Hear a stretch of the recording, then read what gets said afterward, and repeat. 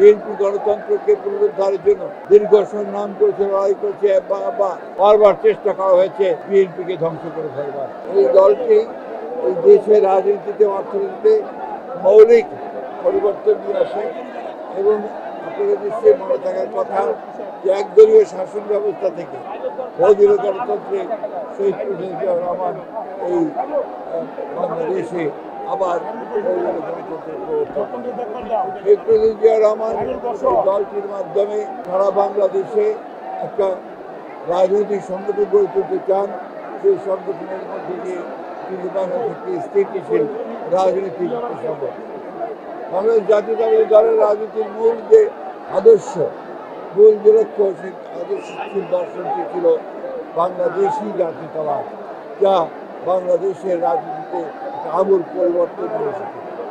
শহীদ president Ziaur Rahman তার এই অল্প সময়ের মধ্যেই রাজনীতিতে যেমন গুরুগত পরিবর্তন এনেছিলেন, তিনি মিডিয়াতে অর্থাৎ গণমাধ্যমের স্বাধীনতা নিশ্চিত করেছিলেন, তিনি মানুষের মৌলিক অধিকারগুলোকে নিশ্চিত করেছিলেন, তিনি বিচার বিভাগের স্বাধীনতা নিশ্চিত করেছিলেন এবং একই সঙ্গে অর্থনীতিতে তিনি মুক্ত বাজার অর্থনীতি প্রবর্তন করেছিলেন, যার ফলে অর্থনীতির আমূল পরিবর্তন হয়েছিল।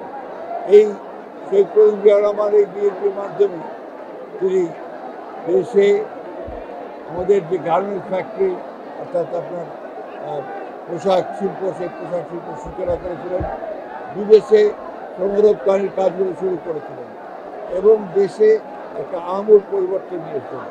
পরবর্তীকালে বিএনপির দেশনেত্রী বেগম খালেদা জিয়া বিএনপি প্রধান, তিনি সংসদীয় গণতন্ত্রের প্রবর্তন করেছিলেন এবং যে কেয়ারটেকার গভর্নমেন্টের যে বিধান, সেই বিধানও এই বিএনপি ইন্ট্রোডিউস করেছিল। সর্বোপরি বিএনপি গণতন্ত্রকে পুনরুদ্ধারের জন্য দীর্ঘ সংগ্রাম করেছে, লড়াই করেছে, বারবার চেষ্টা করা হয়েছে বিএনপিকে ধ্বংস করে ফেলবার। কিন্তু বিএনপি ফিনিক্স পাখির মতোই প্রতিবার এই আদর্শকে নিয়ে, জিয়াউর রহমানের আদর্শকে নিয়ে, খালেদা জিয়ার আদর্শকে নিয়ে জেগে উঠেছে।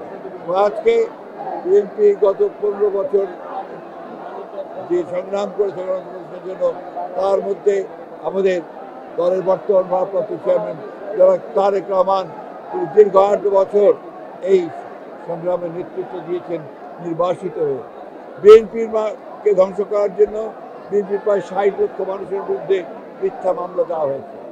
বিএনপির প্রায় 20,000 মানুষকে হত্যা করা হয়েছে, 1700 নেতা কর্মীকে গুম করা হয়েছে, খুন করা হয়েছে এবং একটা অবিশ্বাস্য রকমের একটা ফ্যাসিজম এখানে প্রতিষ্ঠা করা হয়েছিল।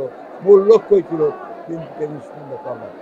আল্লাহর অশেষ রহমতে জনগণের আন্দোলনের মধ্য দিয়ে, ছাত্রদের আন্দোলনের মধ্য দিয়ে আমরা সেই ভয়াবহ হাসিনা থেকে মুক্ত হতে পেরেছি, ফ্যাসিবাদ থেকে মুক্ত হতে পেরেছি। এখন যে চ্যালেঞ্জ আমাদের সামনে রয়েছে, সেই চ্যালেঞ্জ হচ্ছে যে আগামী ফেব্রুয়ারি মাসে, 26শে ফেব্রুয়ারি মাসে যে নির্বাচন অনুষ্ঠানের কথা আছে, সেই নির্বাচন অনুষ্ঠান সুষ্ঠুভাবে করার সর্বত্র সহযোগিতা করা, সাহায্য করা। যে সংস্কার প্রস্তাবগুলো নিয়ে এসেছিল, সংস্কার কমিশনগুলো, সেই সংস্কার বিএনপি সর্বাত্মক সহযোগিতা করেছে এবং বিএনপির 31 দফা কর্মসূচি প্রবর্তনের মধ্যে দিয়ে বাংলাদেশের রাজনীতিতে সম্পূর্ণ আমূল একটি পরিবর্তন আনার ব্যবস্থা করেছে। জনগণের সমর্থনের মধ্যে দিয়ে বিএনপি যদি রাষ্ট্র পরিচালনার দায়িত্ব পায়, তাহলে নিঃসন্দেহে আমাদের নেতা চেয়ারম্যান তারেক রহমানের নেতৃত্বে বাংলাদেশে বিএনপি একদিকে রাজনৈতিক পরিবর্তন ঘটাবে, অন্যদিকে অর্থনৈতিক প্রবৃদ্ধি ঘটাবে এবং নিঃসন্দেহে বাংলাদেশকে আরও সামনের দিকে এগিয়ে নিয়ে যাবে।